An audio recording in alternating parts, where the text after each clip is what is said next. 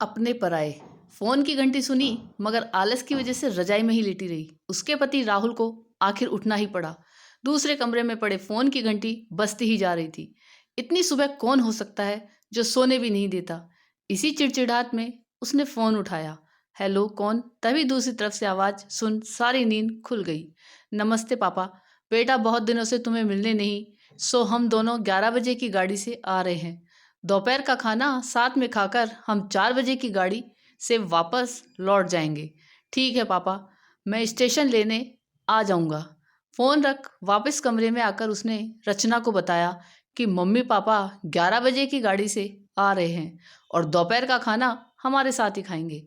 रजाई में घुसी रचना का पारा एकदम 7वें आसमान पर चढ़ गया। कोई इतवार को भी सोने नहीं देता। अब सबके लिए खाना बनाओ। पूरी नौकरानी बना दिया है। गुस्से से उठी और बाथरूम में घुस गई। राहुल हक्का बक्का हो उसे देखता ही रह गया। वो बाहर आई तो राहुल ने पूछा, क्या बनाओगी? गुस्से से भरी रचना ने तुनक के जवाब दिया, अपने आप को तल के खिला दूंगी। राहुल चुप रहा और मुस्कुराता रहा। तैयार होने में लग गया। स्टेशन जो जाना था। थोड़ी देर बाद गुस्सैल रचना को बोलकर कि वो मम्मी पापा को लेने स्टेशन जा रहा है, वो घर से निकल गया। रचना गुस्से में बड़बड़ाते हुए खाना बना रही थी। दाल सब्जी में नमक मसाले ठीक है या नहीं की परवाह किए बिना बस करछी चलाई जा रही थी। कच्चा पक्का खाना बना बेमन से पराठे तलने लगी, तो कोई कच्चा तो कोई जला हुआ। आखिर उसने सब कुछ खत्म किया।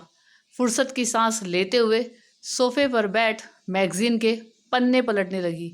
उसके मन में तो बस यह चल रहा था कि सारा संडे खराब कर दिया। बस अब तो आए, खाएं और वापस जाएं। थोड़ी देर में घर की घंटी बजी तो बड़े बेमन से उठी और दरवाज़ा खोला।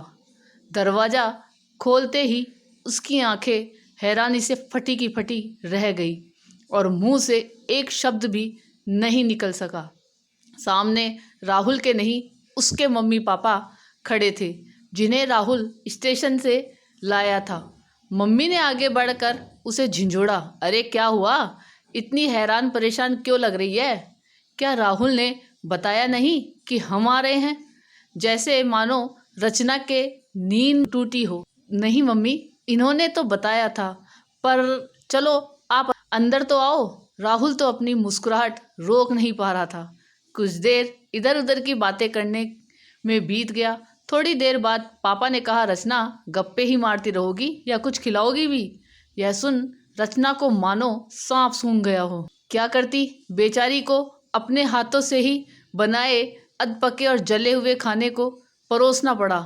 मम्मी पापा खाना तो खा रहे थे, मगर उनकी आंखों में एक प्रश्न था जिसका वो जवाब ढूंढ रहे थे।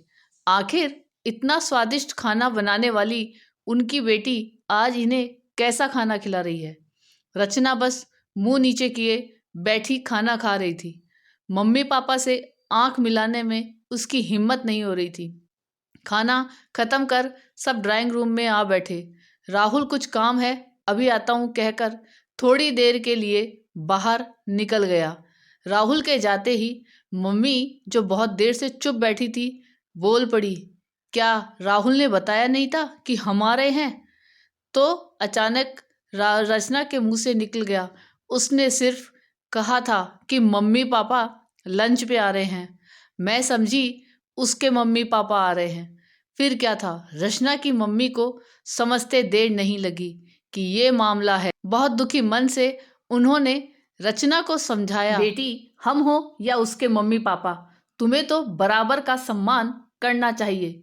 मम्मी पापा क्या, कोई भी घर आए तो खुशी खुशी अपनी हैसियत के मुताबिक उसकी सेवा करो। बेटी, जितना किसी को सम्मान दोगी उतना तुम्हें ही प्यार और इज्जत मिलेगी।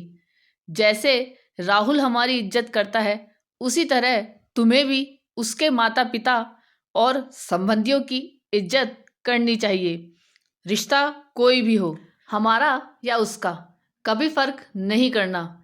रचना की आंखों में आंसू आ गए और अपने को शर्मिंदा महसूस कर उसने मम्मी को वचन दिया कि आज के बाद फिर ऐसा नहीं होगा। निश्चित ही हमें विचार करना होगा, क्या यह ठीक है? क्या यह घटना 10 में से 8 घरों में होती है? हम ही अपने बड़े बुजुर्गों, माता पिता का सम्मान नहीं करेंगे तो हमारा सम्मान कौन करेगा? हम और आप भी तो एक दिन बूढ़े होंगे। तब अगर यही काम हमारे बच्चे हमारे साथ करेंगे तो क्या हमें अच्छा लगेगा? नहीं ना। तो आओ हम सब मिलकर समाज, राष्ट्र, देश ही नहीं पूरी दुनिया को एक नई दिशा दे, जो कि हमारी संस्कृति है। यह कहानी आपको कैसी लगी या कमेंट करके जरूर बताइएगा। चैनल पे नए हो तो सब्सक्राइब जरूर कीजिएगा और वीडियो को लाइक और शेयर कीजिएगा।